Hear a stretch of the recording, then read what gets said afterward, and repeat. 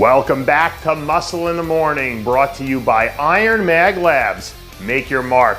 I'm Dave Palumbo, and today is Tuesday, August 15th, 2017. And let's find out what's going on in the world of bodybuilding and fitness. Believe it or not, ladies and gentlemen, we're actually only about 30 days away from the 2017 Olympia weekend. And it seems to me that first-year men's physique phenom, Sergi Constance, might be starting to get that championship taste in his mouth. Over the weekend, new back training footage leaked of the Chicago Pro winner, who looks to be about as focused as he's ever been. When you look at how this group of men's physique athletes has shaped up, Constance is really the only major wild card in the entire lineup. That being said, when you look at how he's stacked up against some of the best in the business, it isn't hard to imagine a world where Sergi Constance is your new men's physique Olympia champ. I can always tell the athletes who are willing to do whatever it takes because they've got that look of a caged animal glaring behind their eyes. And NPC middleweight monster Amit Roy's got that look.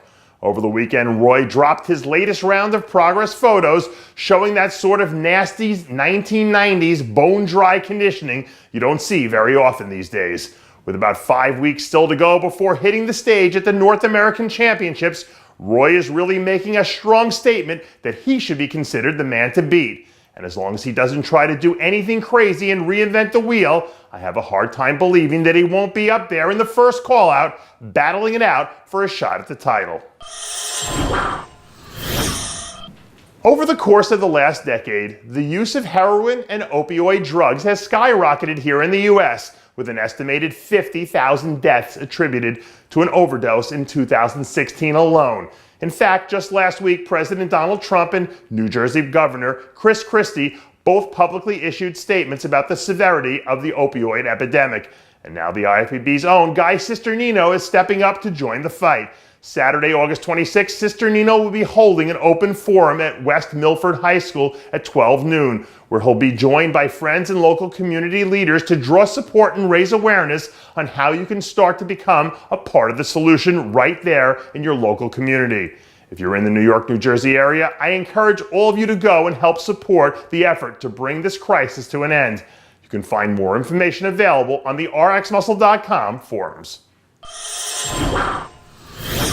We had some major news shock the bodybuilding community over the weekend surrounding 5% Nutrition CEO and longtime friend of RX Muscle, Rich Piana. According to reports, Piana was placed in a medically induced coma after suffering what's been identified as a medical emergency inside his South Florida home. Early medical reports indicated that Piana was rushed to a nearby hospital after EMS personnel arrived on the scene and found him unresponsive. Recent information from those close to Piana indicate that he is in fact alive and currently believed to be in a stable condition. Amid an outpouring of support from members of the entire bodybuilding and fitness community, those close to Piana announced that they did not intend to produce any further updates on his condition at this time, but so wish to thank the thousands of friends and fans who've reached out to express their concerns.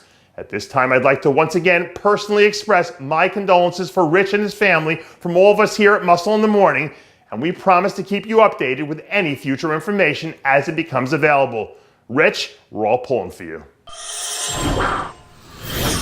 Every year we end up having a handful of athletes who find a way to come out and make their grand introduction to the bodybuilding and fitness world by delivering standout performances on the Olympia stage. And in the women's physique division, one of those hopeful standouts in this year's lineup is Mile High Pro winner Milah Ashe. Since she made the jump over from figure at the start of last season, Ashe has done nothing but continue to improve and really seems to have found her natural home in women's physique. The most recent update pictures coming from the former Team U champ show off what easily looks to be her best overall conditioning of the season. Not to mention that trademark waist and V-taper that she's starting to become known for. This year's Olympia lineup feels especially top-heavy compared to last year's.